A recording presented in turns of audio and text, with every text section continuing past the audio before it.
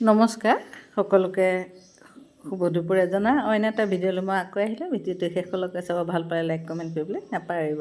মই কাৱৈ মাছ কেইটামান ধুনীয়াকৈ ধুই তাতে অকণমান হালধি নিমখ সানি দিছোঁ আৰু কেৰাহীত তেল যেতিয়া ধুনীয়াকৈ গৰম হৈছে মই মাছকেইটা দিছোঁ।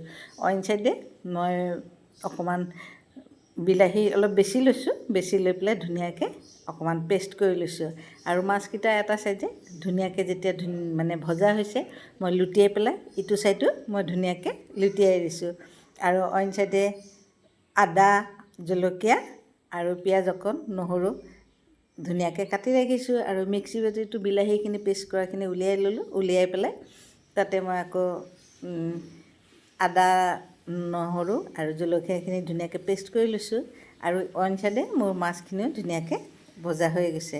একেবাৰে সহজ ৰেচিপি, এবাৰ খাই চাব, খাবলৈ কিন্তু একদম বহুত ধুনীয়া হৈছে।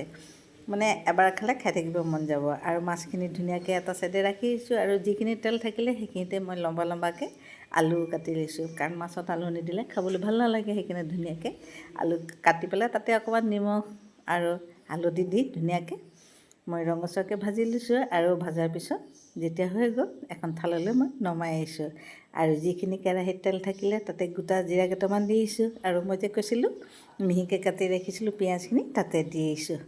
একেবাৰে সহজ ৰেচিপি, আপোনালোকে খালি ভিডিঅ'টো শেষলৈকে চাব আৰু কিন্তু এবাৰ বনাই খাই চাব, কিন্তু মুখত দিলে মানে বাৰম্বাৰ খাবলৈ মন যাব। বহুত ধুনীয়া হৈছে আৰু মই পিঁয়াজখিনি তাতে দি দিছোঁ। দিয়াৰ পিছত ধুনীয়াকৈ ৰঙচুৱাকৈ ভাজি মই যে বিলাহী পেষ্ট কৰি ৰাখিছিলোঁ, কালাৰটো দেখিছে কি ধুনীয়া আহিছে, সেইখিনি তাতে দি দিছোঁ। দি পেলাই অকণমান সময় খন্তিখনে লৰাই মই যে আদা নহৰু জলকীয়া পেষ্ট কৰি ৰাখিছিলোঁ সেইখিনি দি দিছোঁ। আজি অইন একো মছলা নিদিওঁ, খালি এয়াই দি পেলাই মই আজি আপোনালোকে এবাৰ বনাই খাই চাব আৰু সোৱাদ অনুসৰি অকণ নিমখ দিব আৰু অকণমান হালধি দিব।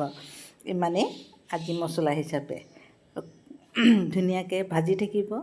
মছলাখিনি যিমান ধুনীয়া ভাজিব সিমান খাবলৈ টেষ্ট হ'ব। আৰু অকণমান কালাৰৰ কাৰণে মই কাশ্মীৰী জলকীয়া গুড়া দিছোঁ আৰু নিদিলেও কোনো কথা নাই, কাৰণ বিলাহীকেইটা কালাৰকেইটা কি ধুনীয়া আহিছে। তথাপিও মই অকণমান দিছোঁ আৰু মই মছলাখিনি ধুনীয়াকৈ ভাজি লৈছোঁ আৰু মিক্সি বাতিটো ধুই পেলাই তাত অকণমান পানী দি মই মছলাখিনি ভাজিয়ে আছোঁ আৰু পানীৰ পৰিমাণটো আপোনালোকে চাই ল'ব।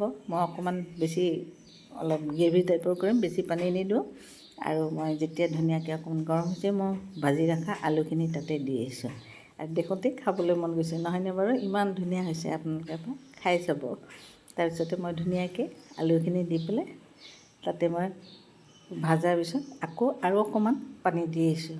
পানীৰ পৰিমাণটো আপোনালোকে আকৌ ক'লোঁ চাই ল'ব কিমানখিনি দিয়ে আৰু যেতিয়া ধুনীয়াকৈ তৰকাৰীখন উতলি গৈছে মই যে মাছকেইপিচ ভাজি থৈছিলোঁ, বেছি মাছ নহয় অলপমান ভাজাখিনি তাতে দি দিছোঁ। দি পেলাই খন্তিখনে ধুনীয়াকৈ লৰাই আহিছোঁ, লৰাই পেলাই এখন ঢাকনেৰে ঢাকি আহিছোঁ। সকলোৱে বনাব পৰা কিন্তু আৰু সকলোৰে লগত খাব পাৰিব। আৰু এই ঢাকনিখন খোলাৰ পিছত ইমান ধুনীয়া এটা গোন্ধ আহিছে, সঁচা খাবলৈ বহুত ধুনীয়া হৈছে। আপোনালোকে এবাৰ খাই চাব, ভবাই নাছিলোঁ মই ইমান ধুনীয়া হ'ব। আৰু শেষত অকণমান ঘিউ দি দিছোঁ আৰু ঘিউ দি পেলাই খন্তিখনে ধুনীয়াকৈ লৰাই আহিছোঁ। আজি আছিলে এয়াই মই কাৱৈ মাছ বিলাহী দি ৰান্ধিলোঁ আৰু আপোনালোকে মোৰ ভিডিঅ'টো চাই কেনেকুৱা পালে জনাবলৈ নাপাহৰিব। অন্য এটা ভিডিঅ'লৈ আকৌ আপোনালোকক লগ পাম। আজিলৈ আহোঁ।